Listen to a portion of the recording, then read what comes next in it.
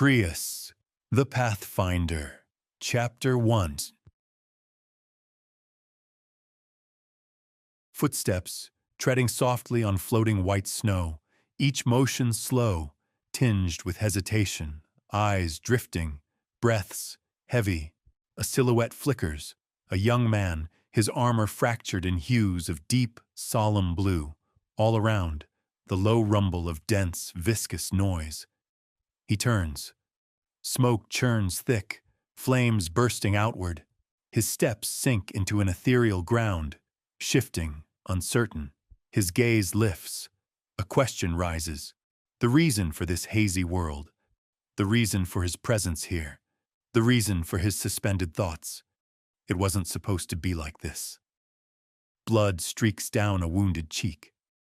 Wind returns, dragging muffled cries, wailing, screams, the dull thrust of blades, bodies fall. At the center, a woman. Her silver-gray hair trailing, one arm gleaming with metal, encased in blue-lit energy. Crimson drips to the earth. And the moon. The moon bears witness to it all. Her crime. His crime. Undeniable. The eyelids fluttered open. Dark pupils. Prius. A hollow child. A confession dissolved into the night, as moonlight slipped through the window and cast its glow upon a fragile figure. The boy sat there, on an old wooden chair, in a cold room beneath a lonely rooftop. His pupils spiraled into a void, locked on faded walls that no child should ever have to stare at. Tick, tock. The clock groaned. When emotions overflow from the vessel, they erupt in many forms: anger flushing ears and nose, grief soaking lashes with tears, helplessness grinding teeth until blood dripped, or dizziness drifting into a spinning reverie. Indeed, a sigh filled the silence, as if to keep the emptiness from swallowing everything. There was no expensive holographic projector, no sister's soft narration. And yet the images still surfaced, so vivid, so real, that the boy instinctively clenched his fingers. He saw himself, isolated in school, unmoved by the laughter of classmates. Not that the laughter was ever directed toward him. They lived in different worlds, disconnected amid passing crowds, indifferent even to the marvels of the stars, the steely scent of factories, the sizzle of food stalls, or the crisp discipline of patrolling guards. Desolate before the mirror, a gaunt face, a room like a black hole aching to devour everything, vacant eyes staring back. How foolish, how meaningless. Did he hate it? Yes, he despised it with all his being. He had never truly known joy, never found delight or passion in anything. No friends, never loved, never felt happiness. He was no good at most things, not even at smiling in the morning, not even at organizing the chaos in his head. How was one supposed to live without goals or ideals? He wanted to escape it. He didn't want to bottle up these feelings any longer. On this moonlit night, as heavy words slipped from his lips, he knew.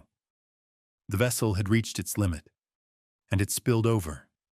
Dreams and moonlight, somewhat in sync, but the sighs and the wall remained just as cold. Would this curse haunt him for the rest of his life? He muttered aloud. His mind screamed. And yet, the moment his fragile soul had long waited for arrived sooner than expected. Click. The sound of a door opening. A breeze crept in, grazing his bare skin.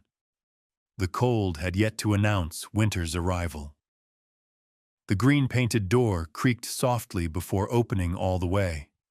In the narrow doorway stood a woman, eyes like stars in the night sky. A voice floated in, stirring the boy from his daze. "You're still awake, Prius?" "Mom." The words slipped out unconsciously. Prius remained frozen on the old chair. He had only just returned to reality. His mother. She usually returned home at this hour, when the long hand and the short hand crossed at 12. The very moment even the moon seemed weary of its nightly duty, especially on cloudless nights when it had no companions to speak to. It was a familiar sight, one that unfolded each day, and yet each time he stood before it, Prius couldn't help but feel something stir inside. That familiar warmth would momentarily snuff out the smoldering flame of sorrow within him, at least until dawn crept in, or until his mother's slender silhouette vanished behind the rusted doors once more. She always left at the same hour he woke. She said she was an engineer. He didn't quite understand what that meant, only that whenever she spoke about inventions or machines, her eyes would shimmer, radiant and entrancing. He would smile, watching her happy, and yet his eyelids fell quiet as his hand settled against his chest. But what about him? How could his own gaze ever rise and shimmer through the night, like hers did? The answer, unexpectedly, came from his mother herself, as if she could read his heart from the inside out. The wind crept in once again. From the side on the small nearby table, his mother suddenly placed a cylindrical vessel wrapped tightly in layers of thick cloth. As the cloth was peeled away, light burst forth. Night, without warning, bowed before the purity of that glow.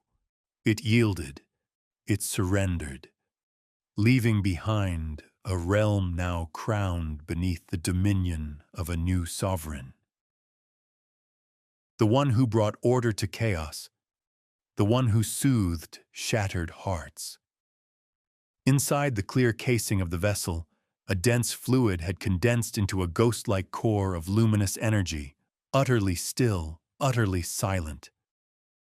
Prius felt his breath catch, and in that instant, something inside him stirred wide awake. He could almost see it, those curling streams of light coiling around him, as if, in that brief moment, both sides were acknowledging each other's existence. It made no sense. The light spilled straight through the vessel's surface. No cracks, no breaks, yet it poured out, seeped through, without pattern, without reason. Nothing in the room explained it, and no law of nature dared to interfere. It was like magic, like the illustrations in children's books. The glow sparkled, curled inward, then tumbled across the tabletop. It was like spider silk unfurling into webs, stretching out through the airless space, binding every shadowed crevice that had once lingered. It was like a living creature, its motion pulsing with a breath of its own, brushing softly against the boy's small ears. "Prius, this is Kako," his mother said, breaking the silence that had blanketed the room. Is it some kind of energy?" Prius asked, halting between words. "That's what people tend to call it." Seeing the confusion on her son's face, her lips curved into a faint smile, though the words that followed were laced with a quiet, lingering weight. "To me, it's a form of power, a deeply alluring kind of strength." Her voice faded toward the end, softened by a mellow gaze. Prius, without even realizing it, found himself watching the subtle shifts in her expression. Tick, tick. Then her gentle gaze turned fully toward him. "I want you to help me, Prius. Over the coming days, I'll need your hands in some of my upcoming projects." The moonlight, by all reason, should have fallen softly across her face. But somehow, in that very moment, it seemed to dim, as if giving way to something far greater. All Prius could remember was the tenderness in her voice whispering to his ear, and the silent nod he gave in return, one that he would not, could not, take back. That was how it all began. Even he hadn't expected it. Eyes closed, tick-tick went the clock. Eyes opened, dawn had arrived. His mother told him she'd quit her job. Lying on that old creaky bed, sunlight slipping past the blinds, Prius knew he hadn't misheard a single word. She offered no explanation. Instead, with a spark of excitement glinting in her smile, she led him down into the basement beneath their home. A place brimming with machines, humming softly under that same ethereal blue glow he'd seen before. From now on, let's make the things we want to make, Prius. Would that be okay with you? She asked him that as their shoulders brushed lightly, sitting close in that narrow room, now aglow with countless strands of luminous energy weaving silently through the air. They appeared again, coiling, slithering, trailing through empty air. So strange. No one knew since when nor why. But Prius, he found himself entranced, utterly consumed by this energy they called Kako. His heartbeat trembled, stirred by a sensation unlike any he'd known. The corners of his lips lifted, as though only now remembering how to smile. He reached out, toward a current drifting before him, gathering all the courage he had. And it passed through his hand, as if it had always meant to, so real it could never belong to dreams or illusions. Doubt shattered. He laughed, wet warmth glimmering at the edge of his eyes. That moment was priceless. He had just found his own light. His life was empty no longer. His mind was overflowing now. It didn't take long for him and his mother to produce their first creation. It was only the beginning, soon followed by a cascade of other inventions, all powered by the same shimmering blue energy. Prius didn't fully understand any of it. All he knew was that most of these devices required energy to activate. His role was simple: carry things, assist with scattered discussions. And yet, on the product schematics, his name stood beside hers. Together, their inventions brought something new, something good. The rusted door creaked open. Mother and son carried their creations across the region. Neighbors, once distant, now stopped by the lonely house far more often than before. They came with admiration, with gratitude, for the things mother and son had made. They smiled. His mother smiled, and Prius unknowingly smiled along. Standing behind her, he could feel every bit of it. Happiness. Could this be it? The thought flashed through his mind.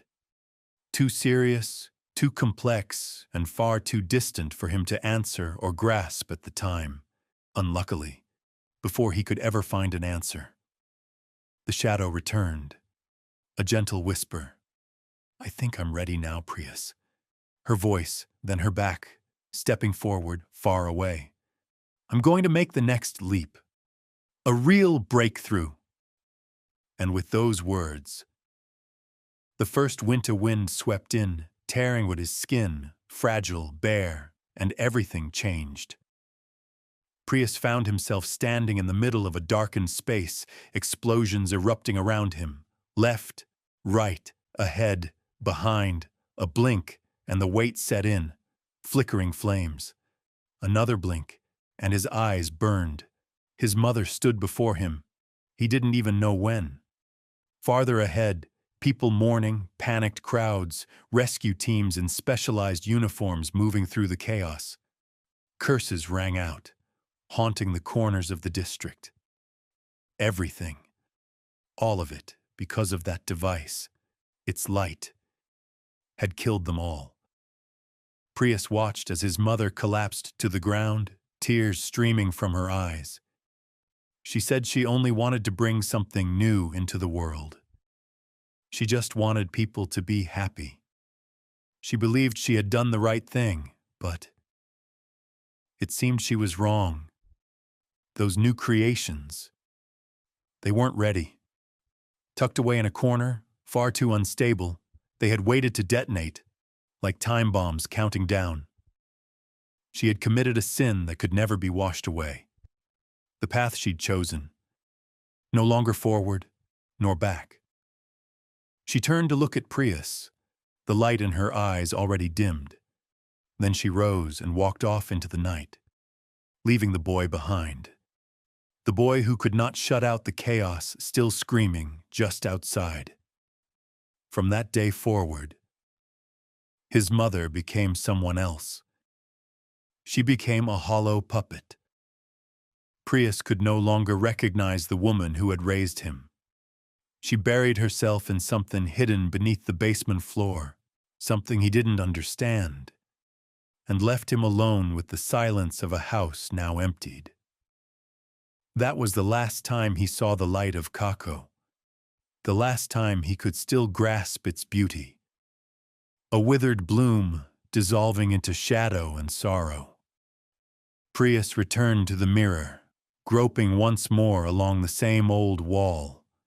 He sat there, face to face, chewing on the emotions that had only just burst back through the door.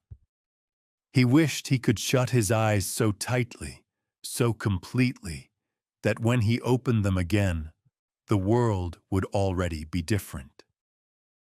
But no. The fated night came before he could do anything at all. Down in the basement, he found her body, his mother's, partially slumped in front of the laboratory door. Paralyzed, Prius knelt beside her, trying to lift her. Her skin was cold, cold as the eternal frost of the afterlife. With frail fingers, she reached out, barely grasping his hand. And then, in a trembling whisper, her lips parted. "Prius, I'm sorry. It's too late now. Too late to begin again." Prius's mind sank into a haze of dreams. How long had it been since he last heard his mother's voice? And now, her eyes began to fade into a glassy blur, her life ebbing away. And that was when Prius became aware of the light encircling the door before him. The thing his mother had hidden from him all this time. This moment should have broken him. A tragedy by every definition. He was devastated. He was helpless. He wept for his mother. And yet, in that very instant, the light of Kako, once lost, had returned. The hollow self he had always known felt as though it had shattered. He was once again entranced by the beauty of Kako. The same wonder, the same awe, still undimmed by time. Even if it had torn someone else apart out there. Even if it had dragged his mother away from him. Even if, from this moment on, it might upend his entire life. Still, he could not deny it. He was captivated once more. The currents were there, twisting, surging, tearing the door from its frame, spinning a quiet vortex into being. It was there, poised and sovereign. It was there, as if decreed by fate itself. Suddenly, his mother gripped Prius's hand one last time. Her throat quivered, and in that fragile moment, she drew his gaze back to hers, offering him a final trace of warmth amid the ruin that could no longer be escaped. "The choice is yours now." Those were her final words to him. So brief, like a single raindrop falling on a sweltering day. There wasn't even time for the boy to fully believe that it had all truly happened. Tick, tick. As long as energy flows, the clock still turns. After that night, after the funeral under the rain, held in a suffocating cremation alleyway, attended only by the family of a middle-aged man, those whom Prius had often seen speaking with his mother, in conversations he was never allowed to join or approach. Grief, and yet his soul hadn't withered. Not yet. His mind had already stirred, shattering the dull emptiness that once weighed him down, brushing aside even the tears of mourning. He knelt before the swirling light storm. He stood before the hollow house, the dim-lit room. He bowed his head beneath the rain, facing the ashes of the last person he had. He hid himself from the moonlight and descended into the cold breath of the basement below. There, he began to study Kako, from the fragments his mother had left behind. Prius wanted to recreate that day, to do something with the radiance that remained lodged in his soul ever since. He wanted to see that beauty once more. He wanted to reclaim the feeling of happiness he once knew, just like his mother had, with Kako. He didn't know exactly what it was, but he would create his own version of it. Just as she had said. Just as she had done. Just as she had entrusted to him in the final moment before the lights went out. Now it was his turn to act. This moment was his choice.